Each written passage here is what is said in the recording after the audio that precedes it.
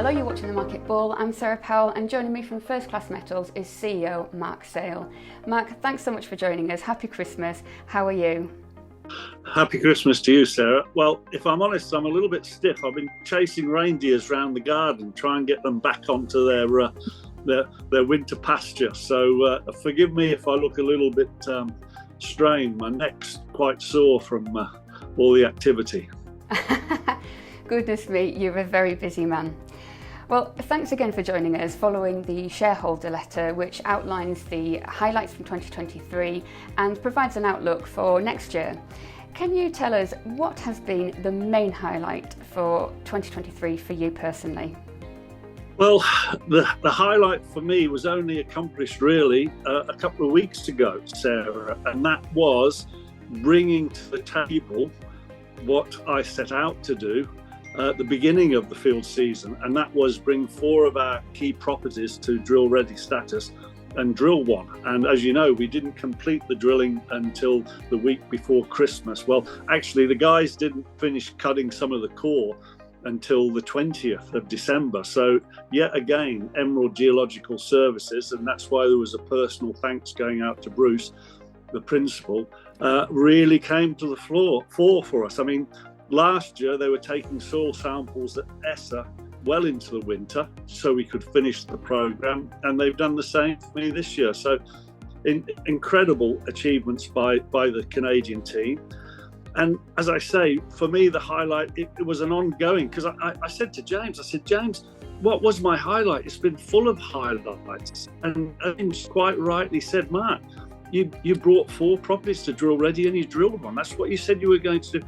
And I don't honestly think a lot of people, and I'm not trying to be condescending when I say it, Sarah, I don't think a lot of people realise how much work goes into bringing a property to drill ready status. I can remember talking to people earlier in the field season and them saying, why aren't you going to be drilling sooner? I said, I could drill Sunbeam, for example, tomorrow, but chances are we would have drilled in the wrong place. So there's a lot of groundwork and, of course, associated cost goes into bringing something to drill ready status.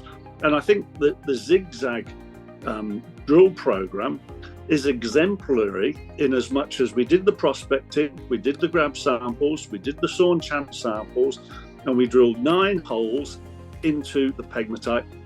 And every hole, I believe, a repeatable intersection. Now, I think that's an amazing accomplishment for us to in such a small time. I mean, next month, January, end of January, we'll have been listed 18 months. So in 18 months, we've got 4 drill targets and we've drilled one of them. And that now, Zigzag, in my opinion, has been elevated to project status. For me, a prospect becomes a project when you've drilled it and you want to go back and drill it again. So here we are. Absolutely. Thank you, Mark. In regard to Zigzag, we've received some questions from shareholders asking what the current wait time is for receiving the assays and when do you think we might see the results from the drilling? The waiting in the labs is inordinate at the moment. It eases off over the winter period because obviously there's less prospecting samples going in, just drill samples. We do have the facility to rush the sample, but again, they can only be rushed depending on the volume that the lab has. However, it's my hope, and there you go, Father Christmas is gone for the year, but it's still my hope that we would have the first batch of assays back for when I'm in Vancouver for the Cambridge Investment Seminar in the latter half of January. Fantastic, thank you, Mark. So with 2024 just around the corner, the letter clearly indicates it's going to be another busy year. And you mentioned this 2-pronged approach focused on the enhancement of geological understanding and exploring opportunities to foster third-party investment. Now, I'm absolutely sure that shareholders are particularly keen to hear more about these expressions of interest. Are you at all possible to tell us any more about this? We've had approaches from our peers, shall we say, small cap exploration companies, as well as some respectable majors in the industry. Obviously, I can't name names and it's very early stages, but what it does do is indicate that our rationale, our business model, if you like, is working. And I've said all along that exploration is a bit like putting something on a conveyor belt. You start off with a prospect, it goes on the conveyor belt, you enhance it to drilling, and then you reach a point whereby you continue to a resource, or somebody wants to joint venture it. So we're maintaining that philosophy of putting projects through an assessment phase. With Zigzag, we've drilled it, and reaching a point where we've added value to a point that we feel that it would be joint venturable and being de-risked in the views of the potential optioneer. And then we start again with a new property. I mean, James talks about the big four. Those are the four that we've got drill targets on. As such time that those are vended or joint ventured, then we would obviously bring other properties up to that stage. So it's a philosophy that is now starting to bear fruit. But again, as I said earlier about exploration, it takes time and it takes money. Thank you, Mark. Finally, you touched on the company's business model, and I noticed in the shareholder letter the reference to the incubator model, which I don't think I've seen First Class use before. Can you tell us what this means exactly for the company?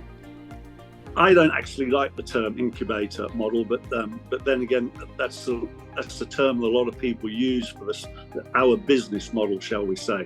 And it really, the idea is that you start off with something like a greenfields exploration prospect, and you develop that to a point whereby it has value in so much as it's attractive to a third party. So you're incubating and adding to the value to a point whereby it's ready to burst out and realize the value that you've assigned to it. And again, with that philosophy, once you divest yourself of a property, then you need to replace it with something else. So it is like the conveyor belt theory. It's a rolling approach to exploration. Mark, thank you so much for the update. It's a pleasure to speak to you, and we wish you all the best for the new year and look forward to following the company's progress.